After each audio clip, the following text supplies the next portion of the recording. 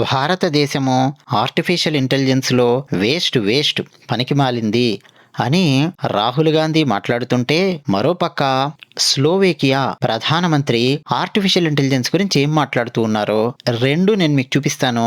మీరేం కంగారు పడకండి, మొత్తం తెలుగులో చెప్తా, ఓకేనా? జస్ట్ ఈ షార్ట్ వీడియో చూడండి. Actually, India is not successful at AI. This is something you have to understand.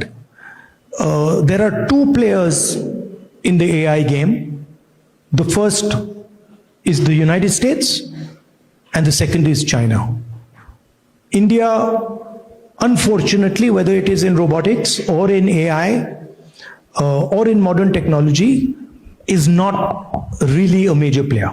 Distinguished Prime Minister, I congratulate you to the results in all areas which you have achieved. Allow me to mention one area where you dominate, actually. It's the field of digitalization and the use of artificial intelligence. You've come so far that you're actually faster than Western countries from Western Europe, like France or Germany. You're ahead of many other advanced countries in different parts of the world. చూశారు కదా, మన రాహుల్ గాంధీ గారు ఏమంటున్నారు? Glass సగం నిండి ఉంది అని చెప్పకుండా గ్లాసు సగం ఎంటీగా ఉంది అని చెప్తున్నాడు. సగం నిండిన గ్లాసు లేదా ముప్పాతిక నిండిన గ్లాసుని చూసి. పోనీ సగం నిండి ఉంది అని చెప్పినా ఇండైరెక్ట్గా మనకు అర్థమవుతుంది, లేదు సగం ఎంటీగా ఉంది అన్న విషయం చెప్పినా అర్థం అవుతుంది. కానీ అసలు గ్లాసు నిండి లేనే లేదు, గ్లాసులో నీళ్లే లేవు అని అబద్ధాలు ప్రచారం చేస్తున్నాడు రాహుల్ గాంధీ. ఏమన్నాడు ఏఐ గురించి? భారతదేశము ఆర్టిఫిషియల్ ఇంటెలిజెన్స్ విషయంలో విజయవంతమైనటువంటి దేశం కాదు. మీరు అర్థం చేసుకోవాలి. ఇది ఏంటి? ఈ ప్రపంచంలో ఇద్దరు మాత్రమే ఏఐ విషయంలో ముందున్నారు. ఫస్ట్ యుఎస్ఏ ఉంది, సెకండ్ చైనా ఉంది. అంతే. భారతదేశం అసలు సక్సెస్ఫుల్ గానే కాదు ఏఐ విషయంలో. దురదృష్టవశాత్తు రోబోటిక్స్ విషయమైనా, ఏఐ విషయమైనా, మోడర్న్ టెక్నాలజీ విషయమైనా భారతదేశము అది waste. India is not a major player. భారతదేశం అంత పెద్ద సీన్ లేదు భారతదేశానికి. ఇది రాహుల్ గాంధీ వాగిన వాగుడు. అర్థమైందండి మీకు కాంగ్రెస్ పార్టీ ఆలోచన విధానం ఎలా ఉంటుందో? అర్థమైందా కాలేదా? ఇంకా ఓట్లు గుద్దుతారా తెలంగాణలో కాంగ్రెస్ పార్టీకి ఎగబడి? మరి మన భారత ప్రధాని జస్ట్ 10 రోజుల క్రితం స్లోవేకియా దేశానికి వెళ్ళారు. ఆ ప్రధానమంత్రి ఫికో ఆయన ఏం మాట్లాడారు అంటే, భారత ప్రధాని నరేంద్ర మోదీ గారిని అభినందిస్తూ ఉన్నాను. భారతదేశము నరేంద్ర మోదీ గారి ఆధ్వర్యంలో అన్ని విషయాలలోనూ విజయవంతం అయ్యింది. అంటే అన్ని రంగాలలో విజయవంతం అయ్యింది. అయితే నేను ఇప్పుడు ఒక రంగం గురించి చెప్పాలనుకుంటూ ఉన్నాను. సక్సెస్ అవ్వడం మాత్రమే కాదు, అసలు భారతదేశం డామినేట్ చేస్తోంది ఒక రంగంలో. అదేంటో తెలుసా? డిజిటలైజేషన్. ఆ విషయంలో సక్సెస్ అయ్యారు. ఆర్టిఫిషియల్ ఇంటెలిజెన్స్ను ఉపయోగించడంలో భారతదేశం విజయవంతం అయ్యింది. ఎంత వేగంగా విజయవంతం అయ్యిందో తెలుసా భారతదేశము? అసలు వెస్టర్న్ కంట్రీస్లో చాలా దేశాల కంటే ముందుంది.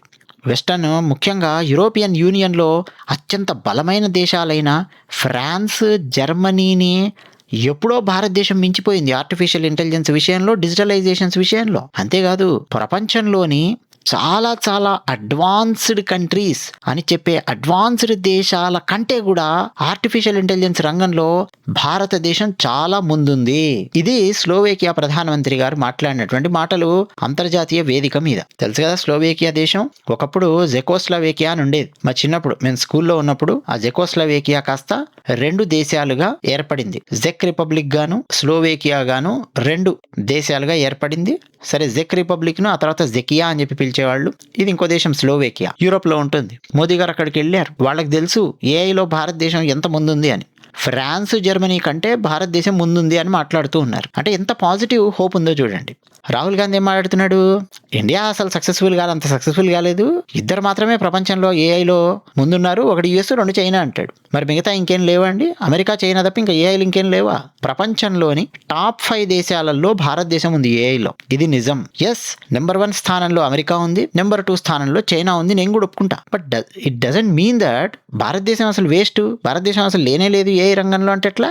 టాప్ 5 దేశాలలో భారతదేశం ఉంది ఆర్టిఫిషియల్ ఇంటెలిజెన్స్ రంగంలో.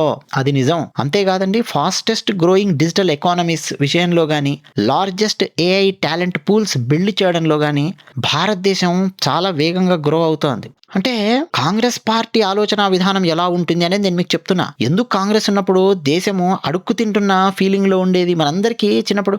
ఏందిరా అప్పుడు ఏదో ఒక సమస్యలు, పేదరికము, నిరుద్యోగము, ఈ గోల, అసలు డెవలప్ కాదా ఈ దేశము, ఏదో ఒక రకమైన అసంతృప్తి అనేది ఉండేది.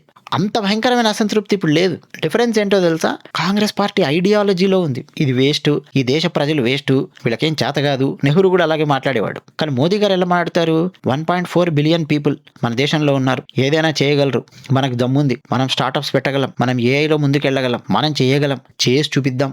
ఇది మోదీ గారి ఆలోచన విధానం. అంటే కాంగ్రెస్ ఎలాంటి అబద్ధాలను పెడిల్ చేస్తూ ఉందో చూడండి, ఎలాంటి అబద్ధాలను పెడ్లింగ్ చేసుకుంటూ వస్తుందో చూడండి మన భారతదేశం లోపల. ఈ మాయలో, ఈ మత్తులో పడే వాళ్ళు కొంతమంది ఉన్నారు. నిజంగానే మన ఇండియా వేస్ట్ ఏమో ఏ విషయంలో అని చెప్పి నమ్మే వాళ్ళు ఉన్నారు. నో అండి, టాప్ 5లో ఉంది మన భారతదేశం ఏఐలో. టాలెంట్ పూల్స్ బిల్డ్ చేస్తున్నారు, స్టార్టప్స్ ఉన్నాయి, మరికొన్ని సంవత్సరాలలో మరింత ముందుకు వెళుతుంది. ఇది కదా పాజిటివ్ హోప్ అంటే. అసలు ఏమీ లేదు, వేస్ట్ భారతదేశం ఏఐ లోపల, మోడర్న్ టెక్ లోపల అని చెప్పి మాట్లాడతాడు రాహుల్ గాంధీ. ఇక రాయండి కామెంట్ సెక్షన్లో మీరు ఏం రాస్తారు.